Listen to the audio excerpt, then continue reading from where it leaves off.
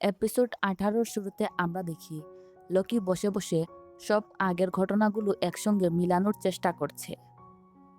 আর গল্পের ললিপপ আলা সেই রহস্যময় লোকটা এখনো অজানা। তারপর আসে সবচেয়ে বড় সূত্র, অফিসার মন্ট্রিয়াল। কারণ শুরু থেকেই এসব কিছুর সঙ্গে মন্ট্রিয়ালের নাম ছিল। এসবের মধ্যে লকি একটা কথা বলে, যদি স্টেইন আসল মরিয়াটি না হয়, যেটা শুনে লরি চুপ হয়ে যায়। লরিরও সন্দেহ হয় স্টেইন হয়তো শুধুমাত্র একজন প্রতিনিধি, কিন্তু নতুন কোনো প্রমাণ না থাকায় আপাতত সবাই ধরে নেয় যে স্টেইনই আসল মরিয়াটি এবং তদন্ত সেদিকে এগোতে থাকে। এদিকে টানা তদন্ত করতে গিয়ে লকি আর লরি ক্লান্ত হয়ে পড়ে। লরি কফি অফার করলে লকি স্মাইল করে বলে, এখন এসব কিছুর সময় নেই, তাড়াতাড়ি রেডি হতে হবে। লরি অবাক হয়ে জিজ্ঞাসা করে, কিসের জন্য রেডি হব? তখন লকি তাকে মনে করিয়ে দেয় আজ তাদের ডেট আছে। লরি তো কিছুটা অবাক হয়ে যায়, কারণ সে ভেবেছিল হয়তোবা সেই দিন লকি মজা করছিল। সে লজ্জা পেয়ে জিজ্ঞাসা করে, আমরা একসঙ্গে ডেটে যাচ্ছি কেন? জেমি তো আছে। লকি তার ভুল ভাঙিয়ে দিয়ে বলে, এটা কোনো রোমান্টিক ডেট না, নতুন একটা রহস্যময় কেস নিয়ে আলোচনা করার জন্য যেতে হবে। লরি বলে এলিস্টার আর জেমিকে সঙ্গে নিয়ে যাওয়া যাবে কিনা, কিন্তু লকি জানায় যে জেমি ব্যস্ত। তাই লরি এলিস্টারকে ফোন করে, কিন্তু এলিস্টার বলে তাকে জরুরি কাজে ম্যানিলায় ফিরে যেতে হবে। কাউকে না পাওয়ায় আমরা দেখি লকি আর লরি দুজন একসঙ্গে যাচ্ছিল। লরি দেখে লকি একটা বই পড়ছিল, যেটা কিনা একটু অন্যরকম ছিল। তুমি আবার এসব বই কবে থেকে পড়া শুরু করলে? যুক্তির বাইরে। কিন্তু লকি বলে যে এই কেসটা বুঝতে হলে এই বই পড়া ছাড়া উপায় নেই। এরপর সে লরিকে জিজ্ঞাসা করে, চেইন মেসেজের কথা মনে আছে? লরি স্মাইল করে বলে, ছোটবেলায় এমন অনেক মেসেজ আসতো, যেখানে লেখা থাকতো এই মেসেজ আরও 10 জনকে ফরওয়ার্ড না করলে আপনার একটা ক্ষতি হবে। লকি জানায়, ঠিক সেই ধারণার উপর ভিত্তি করেই তৈরি হয়েছে তাদের আজকের নতুন কেসটি। তারা যে স্কুলে যাচ্ছে সেখানে উইজার্ডলি নামে জনপ্রিয় একটি ফ্যান্টাসি উপন্যাসকে ঘিরে বিশাল একটি ফ্যান ক্লাব রয়েছে। কিন্তু কয়েকদিন আগে সেই ক্লাবের 2জন সদস্য রহস্যজনকভাবে মারা যায়। আর সবচেয়ে ভয়ঙ্কর বিষয় হলো, মারা যাওয়ার ঠিক আগেই 2জনের ফোনে একই রহস্যময় মেসেজ এসেছিল। সেখানে লেখা ছিল হাবড়ি ডাবরা। লরি জিজ্ঞাসা করে, এই শব্দটার মানে কি? লকি ব্যাখ্যা করে, বইটার গল্প অনুযায়ী এটি একটি অভিশপ্ত জাদুমন্ত্র। যার উপর এই মন্ত্রের প্রয়োগ করা হবে সে মুহূর্তের মধ্যেই কোনো ব্যথা ছাড়াই মারা যাবে। এসব শুনে লরি অবাক হয়ে যায়। সে বলে, একটা মেসেজ পেয়েই কেউ মারা যেতে পারে? লরি বইটা পড়ার চেষ্টা করে, কিন্তু বইটা অনেক বেশি বড় ছিল আর তাদের কাছে তেমন সময়ও ছিল না। সে আফসোস করে বলে, জেমি যদি থাকতো তাহলে তার ফটোগ্রাফিক মেমোরি থাকার কারণে বইটা ঘন্টার মধ্যেই মুখস্থ করে ফেলতে পারত। এসব শুনে লকি হঠাৎ অন্য প্রসঙ্গ তুলে আনে। সে বলে, সেদিন তুমি অবাক হয়েছিলে যখন শুনেছিলে জেমি আমার রুমে, এমনকি আমার বিছানায় ঘুমিয়েছিল। সেটা কি তোমার খারাপ লেগেছিল? লরি এটা শুনে চুপ হয়ে যায়।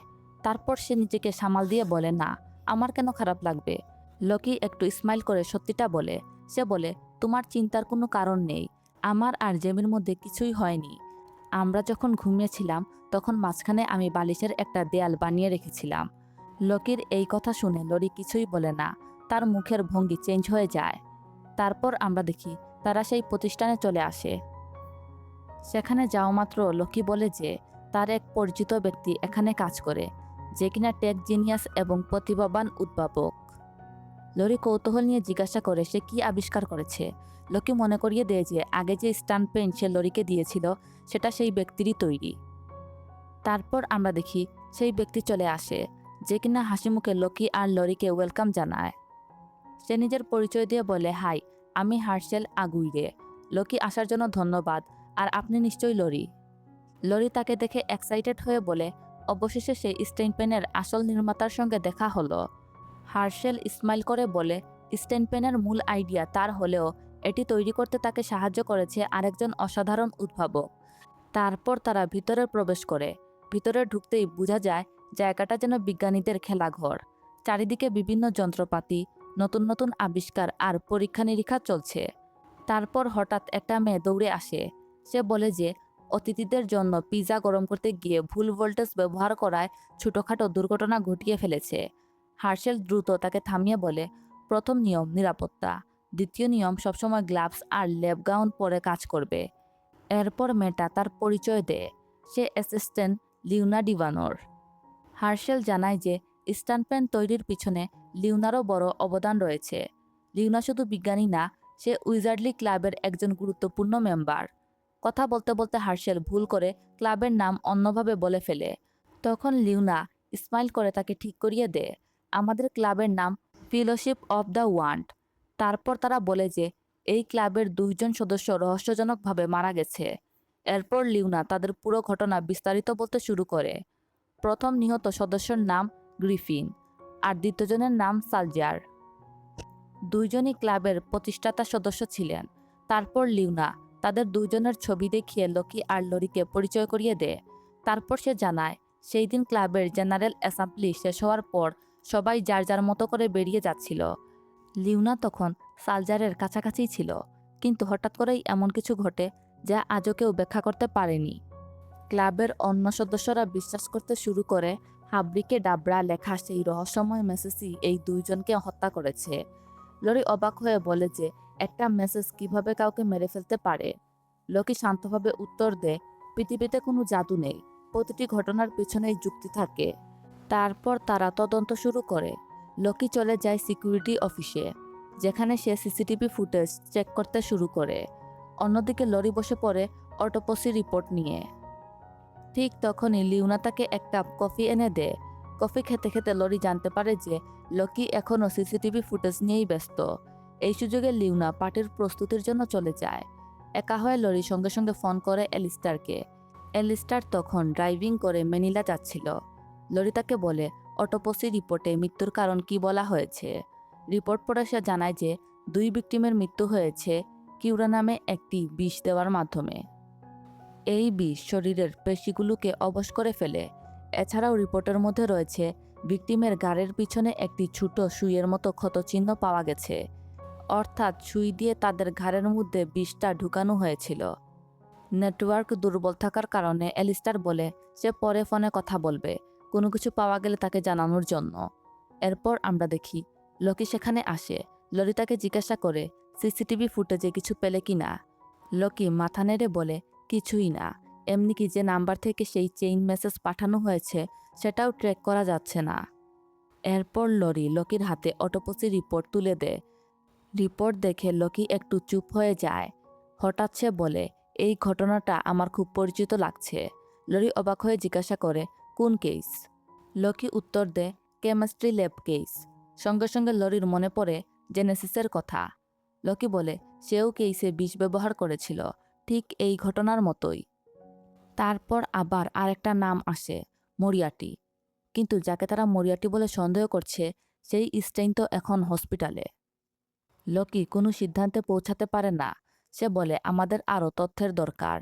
আর কলেজে সেই সময় তেমন একটা স্টুডেন্ট ছিল না। লিওনা বলে সন্ধ্যাবেলা আমাদের একটা প্রোগ্রাম আছে, সেখানে অন্যান্য স্টুডেন্টদের পাওয়া যাবে, কিন্তু অনুষ্ঠানে ঢুকতে হলে তোমাদের বাকিদের মতো পোশাক পরতে হবে। লিওনা লকি আর লরিকে ক্লাবের পোশাক, স্কার্ফ আর অন্যান্য জিনিস এনে দেয়। পোশাক হাতে নিয়ে লকি মজা করে বলে এগুলো কি পুরনো ব্যবহৃত কাপড়, আর এটা স্কার্ফ নাকি বাসন মোছার তোয়ালে।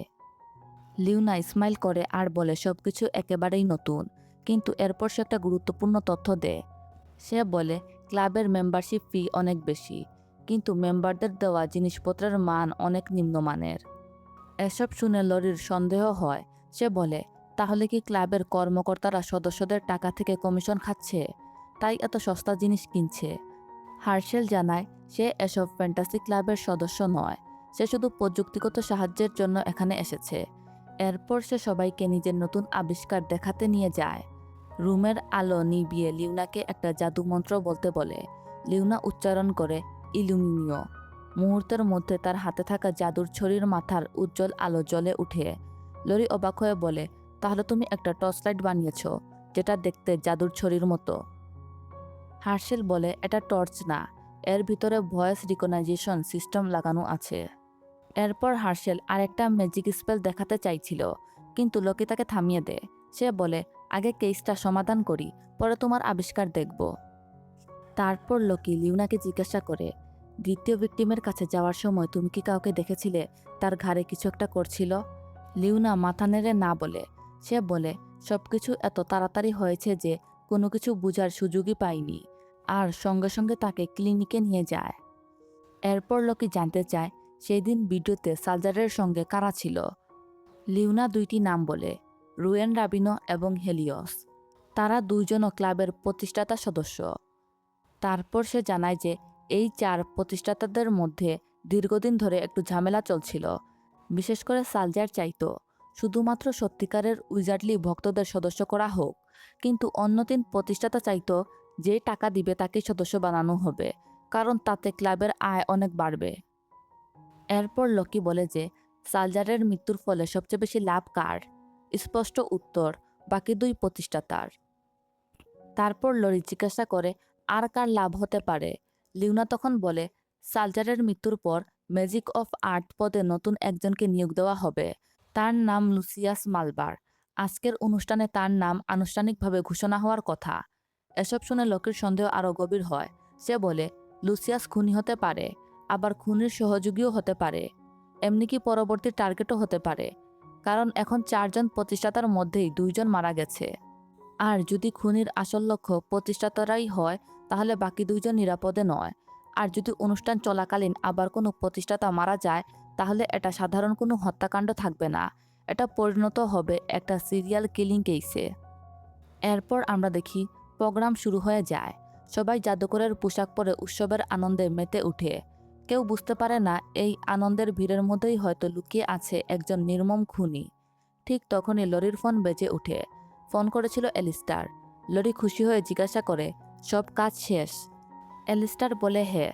তারপর বলে আজ আমি তোমার বাবার সঙ্গে লাঞ্চ করেছি। লরি সঙ্গে সঙ্গে বলে কি, বাবার সঙ্গে দেখা করেছ? আমাকে আগে বলনি কেন? এলিস্টার স্মাইল করে উত্তর দেয় কারণ আমি জানতাম তুমি এমনই রিয়েক্ট করবে। তবে চিন্তা করো না, উনি শুধু তোমার খোঁজখবর নিচ্ছিল। এরপর এলিস্টার লরিকে একটা পরামর্শ দেয়। সে বলে যারা সম্ভাব্য টার্গেটদের কাছে যাচ্ছে তাদের সবাইকে লক্ষ্য করো, শুধু যারা হাত মেলাচ্ছে তা নয়, 5 থেকে 10 মিটারের মধ্যে যারা আছে তাদেরকেও নজরে রাখো। লরি অবাক হয়ে জিজ্ঞাসা করে এত দূরের মানুষদের কেন? তখন এলিস্টার বলে কিউরা নামের বিষ দক্ষিণ আমেরিকার আদিবাসীরা শিকারের সময় ব্লোগান বা ফু দিয়ে ছুরা বিশেষ তীরের মাথায় ব্যবহার করত। ঠিক তখনই লিওনা এসে বলে যে লকি আর হার্সেল তোমাকে খুঁজছে। লরি এলিস্টারকে বিদায় জানিয়ে ফোনটা কেটে দেয়। তারপর আমরা দেখি হার্সেল লরিকে পরিচয় করিয়ে দেয় বাকি 2 জন প্রতিষ্ঠাতাদের সঙ্গে। তারা 2 জন তাদেরকে স্বাগতম জানায়। সবাই মিলে পার্টির ভিতরে প্রবেশ করে। কিছুক্ষণ পর লকি লরিকে জিজ্ঞাসা করে বাইরে দাঁড়িয়ে এলিস্টারের সঙ্গে কথা বলছিলে। লরি অবাক হয়ে যায়, সে তো একবারও এলিস্টারের নাম বলেনি। তাহলে লকি বুঝলো কিভাবে? লকি যুক্তি দিয়ে ব্যাখ্যা করে। সে বলে তোমার খালা হলে আগে মেসেজ করতেন, আর তোমার বাবার সঙ্গে তো তোমার সম্পর্ক ভালো না, তাই 5 মিনিটের বেশি কথা বলার প্রশ্নই আসে না। আজ আবার ছুটির দিন, তাই ক্লাসমেটের ফোন ধরার বাধ্যকতা নেই। সব মিলিয়ে বাকি রইল একজন, এলিস্টার। একমাত্র সেই তোমাকে 5 মিনিট ধরে ফোনে ব্যস্ত রাখতে পারে। তারপর লরি এলিস্টারের তথ্যটি জানায়। এলিস্টার মনে করছে খুনি ব্লোগান দিয়ে বিষমাখা সুদ ছুঁড়েছে, তাই তাকে ভিকটিমদের কাছে যাওয়ার প্রয়োজন পড়েনি। লকি স্মাইল করে আর বলে আমিও ঠিকই একই সিদ্ধান্তে পৌঁছেছি। ঠিক তখনই অনুষ্ঠান মঞ্চে ঘোষণা করা হয় যে সবাইকে দাঁড়াতে হবে, আর তাদের নির্দেশ দেওয়া হয় যে নিজেদের জাদুর ছড়ি বের করুন, অনুষ্ঠান শুরু হতে যাচ্ছে। লকি পাশ থেকে ফিসফিস করে লরিকে বলে দেখো এখনই আমাদের দিয়ে কত হাস্যকর কাজ করাবে। আমরা দেখি ঠিক এমনটাই হয়। কাউন্টডাউন শুরু হয়। তারপর তারা জাদুর মন্ত্র উচ্চারণ করে, ইলুমিনিও মাগনা। মুহূর্তের মধ্যেই সেখানে শত শত জাদুর ছড়ির আলো ঝলমল করে উঠে। সবাই আনন্দে মেতে উঠে। ঠিক তখনই লরি খেয়াল করে লিওনার ছড়িতে আলো জ্বলছিল না। সে তাকে জিজ্ঞাসা করে কোনো সমস্যা হয়েছে কিনা। লিওনা বলে হয়তোবা টেকনিক্যাল কোনো ইস্যু থাকতে পারে। আমরা দেখি লরির মনে কিছু একটা সন্দেহ জাগে। তারপর অনুষ্ঠান শুরু হয়। তারপর আমরা দেখি লিওয়াস স্টেজে আসলে হঠাৎ করেই পড়ে যায়। লরি আর লকি বুঝতে পারে যে তাকেও বিষ দেওয়া হয়েছে। মুহূর্তে তারা দৌড়ে তার কাছে যায়, কিন্তু ততক্ষণে অনেক লেট হয়ে যায়। লিওয়াস সেখানেই মারা যায়। তারপর লকি আর লরি নিজেদের পরিচয় প্রকাশ করে জানায় যে তারা আসলে গোয়েন্দা এবং আগের 2 প্রতিষ্ঠাতার হত্যার তদন্ত করছিল। তারা সবাইকে হলের ভিতরে আটকে রাখতে বলে যাতে খুনি পালাতে না পারে। এরপর লকি সন্দেহভাজনদের মধ্য থেকে একজন একজন করে বাদ দেওয়া শুরু করে। মঞ্চে যারা ছিল তাদের প্রেক্ষাপট থেকে সুচ্ছুরা সম্ভব না, কিন্তু অনুষ্ঠানের আগে লাইট ঠিক করার অজুহাতে লিওনা ঠিক সেই জায়গায় দাঁড়িয়েছিল যেখান থেকে রুয়ানকে আঘাত করা সম্ভব ছিল। লোকিরা লিওনার হাতে থাকা ছড়ি পরীক্ষা করতে চাইলে সে ভেঙে পড়ে আর নিজের অপরাধ স্বীকার করে। সে বলে যে এমা নামে এক মেয়ে আসলে উইজার্ডলি ফ্যান ক্লাবের প্রকৃত প্রতিষ্ঠাতা ছিল, কিন্তু 4 প্রতিষ্ঠাতা এমার আইডিয়া চুরি করে নিজেদের নামে ক্লাবটা চালু করে এবং উল্টো এমাকে ক্লাব থেকে বের করে দেয়। শুধু তাই না, ক্লাবের সদস্যরা তাকে হয়রানিও করতে শুরু করে। এসব কিছু সহ্য না করতে পেরে এমা শেষ পর্যন্ত আত্মহত্যা করে। বন্ধুর মৃত্যুর প্রতিশোধ নিতে লিওনা অন্য কলেজ থেকে এই কলেজে ভর্তি হয়। সে একে একে 4 জনকেই হত্যা করার পরিকল্পনা করেছিল, কিন্তু 3 জনকে হত্যা করতে সক্ষম হয়। তারপর আমরা দেখি লিওনা আত্মহত্যা করার চেষ্টা করছিল, কিন্তু ব্যর্থ হয়। তারপর আমরা দেখি লকি আর লরি সেখান থেকে বিদায় নেয়। তারপর লকি আর লরি নিজেদের বাসায় ফিরে আসে। সেখানে এসে লকি দেখতে পায় যে দরজাটা আগে থেকেই খোলা ছিল। দরজায় কিছু একটা কাগজের মতো আটকানো ছিল। তারা বুঝতে পারে যে কেউ তাদের রুমে এসেছিল। অদ্ভুত বিষয় হলো ঘরের কোনো কিছুই চুরি হয়নি, শুধু লকির ল্যাপটপটা উধাও। আর তার ল্যাপটপে অনেক ইম্পর্টেন্ট তথ্য ছিল, স্পেশালি মরিয়াটিকে নিয়ে। তারপর আমরা দেখি ইউনিভার্সিটিতে এসে লরি এলিস্টারের সঙ্গে কথা বলছিল আর ল্যাপটপ চুরি হওয়ার বিষয়টাও বলে। এলিস্টার বলে যে লকির কাছে কোনো প্ল্যান থাকতে পারে এই বিষয়ে। তারপর তারা ক্লাব রুমে যায়।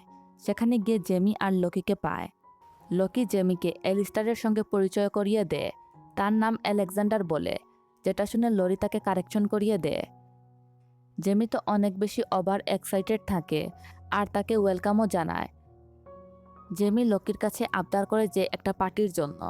সুযোগ বুঝে এলিস্টার লরিকে বলে যে জেমির চোখের দিকে যাতে না তাকায়, কারণ যখন তারা রুমে প্রবেশ করেছে হঠাৎ করেই জেমির মুখের ভঙ্গি চেঞ্জ হয়ে গিয়েছে। মানে জেমি এলিস্টারকে দেখে এক মুহূর্তের জন্য অস্বাভাবিক প্রতিক্রিয়া দেখিয়েছিল। বাইরে থেকে হাসি খুশি থাকলেও তার আচরণে কিছু একটা লুকানো আছে বলে এলিস্টারের সন্দেহ হচ্ছে। লাস্ট সিন হিসাবে আমরা দেখি স্টেইন তাদের সামনে এসে দাঁড়ায় আর একটা রহস্যময় স্মাইল করে। আর একটা ভয়েস শোনা যায় যেখানে বলা হয় খেলা তো এখন কেবল শুরু হয়েছে। আর এর সাথেই সিজন 1-এর এপিসোড 18 শেষ হয়ে যায়। সিজন 1 যদি ভালো লেগে থাকে তাহলে অবশ্যই কমেন্ট করে জানাবেন। দেখা হবে নতুন কোনো সিরিজ নিয়ে। ততক্ষণ ভালো থাকুন, সুস্থ থাকুন। আল্লাহ হাফিজ।